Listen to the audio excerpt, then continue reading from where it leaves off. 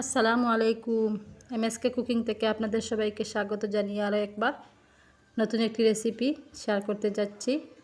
আশা করছি আজকের রেসিপিটি আপনাদের কাছে অনেক অনেক ভালো লাগবে। যদি রেসিপিটি ভালো লেগে থাকে প্লিজ আমার চ্যানেলটি সাবস্ক্রাইব করে আমার পাশে থাকবেন। চলুন মূল কাজে চলে যাই। একটা প্যান নিয়ে নিয়েছি। প্যানের মধ্যে 250 মিলিলিটার মতো জল দিয়ে দিয়েছি। তারপর 10 গ্রাম চিনি এখানে দিয়ে দিলাম। 1 চিমটির মতো লবণ দিয়ে দিচ্ছি।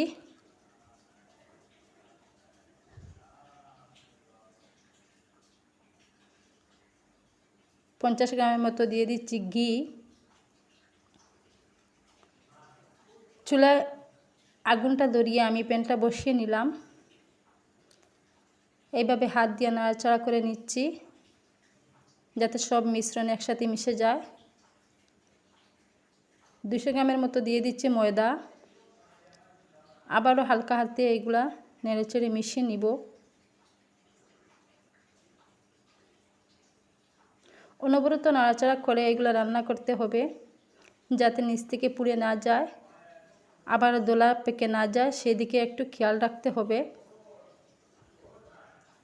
গ্যাসের আঁচটা একদম লোতে রাখতে হবে। হাই দিয়ে আগুনটা দিলে নিচ থেকে পুড়ে যাবে। শক্ত একটা ডু তৈরি হওয়ার আগ পর্যন্ত এরকম আমরা নেড়েচেড়ে রান্না করে নিতে হবে। তো ইনশাল্লাহ কিছু এখানে বলার নেই, দেখেই বুঝতে পারতেছেন আমি রান্না করে করে একটা ডু তৈরি করে নিলাম।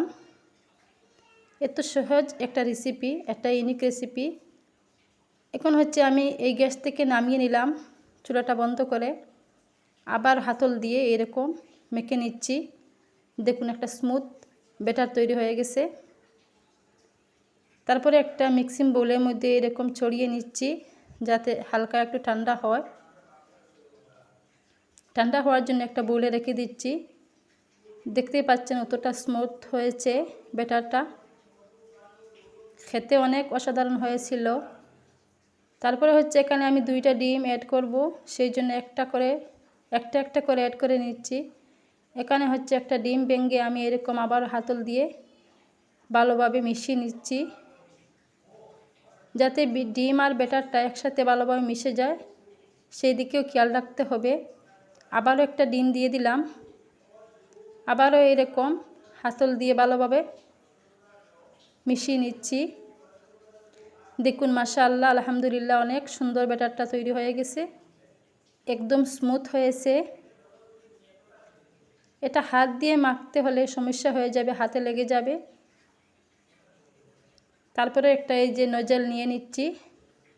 যদি আপনাদের বাসায় নজল না থাকে তো কোনো অসুবিধা নেই, একটা পলিথিনের ব্যাগ এরকম কেটে নেবেন। তারপরে হচ্ছে পেপারের উপরে আমি এরকম শেপ দিয়ে দিচ্ছি। আপনারা যে যার মতো শেপ দিতে পারেন, কোনো অসুবিধা নেই। সাদা পেপারের মধ্যে বা আমাদের যে সাধারণত লেখালেখির পেপার আছে সেই পেপারে দিলেও হবে, যাতে ব্যাটারটা একটু নরম, সেই জন্য একটা পেপারের উপরে দিলে ভালো হবে। যারা এখনও পর্যন্ত আমার চ্যানেলটিতে একটি লাইক দেননি ভিডিওতে, প্লিজ মনে করে আমার ভিডিওতে একটা লাইক দিয়ে কন্টিনিউ করে নেবেন। আর এইদিকে চারিপাশটা আমি কেটে নিচ্ছি একটু সৌন্দর্যের জন্য।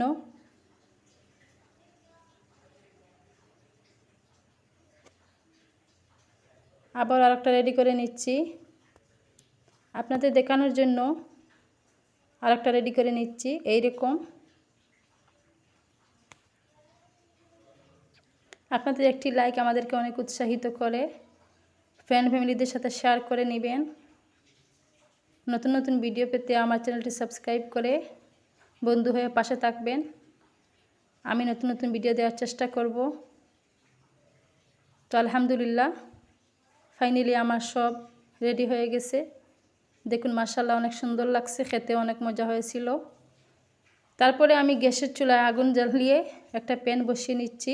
রান্নার রেগুলার তেল দিয়ে দিচ্ছি।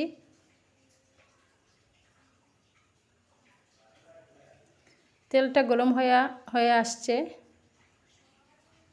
তারপরে আমি একটা একটা করে নাস্তাগুলা দিয়ে দিব। এই যে পেপার দিলে এরকম একটা সুবিধা হয়, তাড়াতাড়ি পড়ে যায়।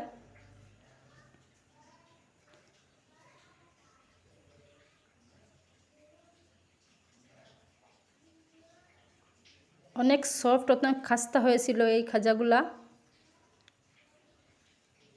মেহমান আপ্যায়নের জন্য এই নাস্তাটা একদম পারফেক্ট, ইউনিক একটা রেসিপি। বাসায় ট্রাই করে দেখবেন, অনেক মজা লাগে খেতে, অনেক ভালোও লাগে। মাশাআল্লাহ, আলহামদুলিল্লাহ, কালারটা চলে আসছে। এখন আমি নামিয়ে নিব। তারপরে একটু সুগার সিরাপ আমি দিয়ে দিচ্ছি উপর থেকে। অনেকে অনেক রকম নাস্তা তৈরি করে, এরকম একটা ইউনিক নাস্তা আমি আজকে আপনাদেরকে তৈরি করে দেখালাম। কমেন্ট সেকশনে জানাবেন কেমন হয়েছে নাস্তাগুলা। তারপরে হচ্ছে এই যে বাদাম, ছোটো ছোটো কাঠবাদাম আর কাজু বাদাম আমি ছোটো ছোটো করে কেটে উপরে একটু ছড়িয়ে দিচ্ছি সৌন্দর্যের জন্য। আপনারা চাইলে এখানে কিশমিশ, চেরি, যে কোনো বাদামও ইউজ করতে পারেন।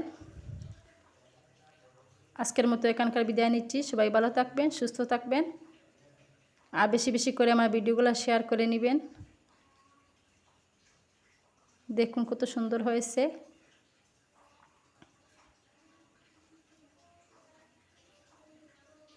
আজকের মতো এখানকার বিদায় নিচ্ছি। আল্লাহ হাফিজ।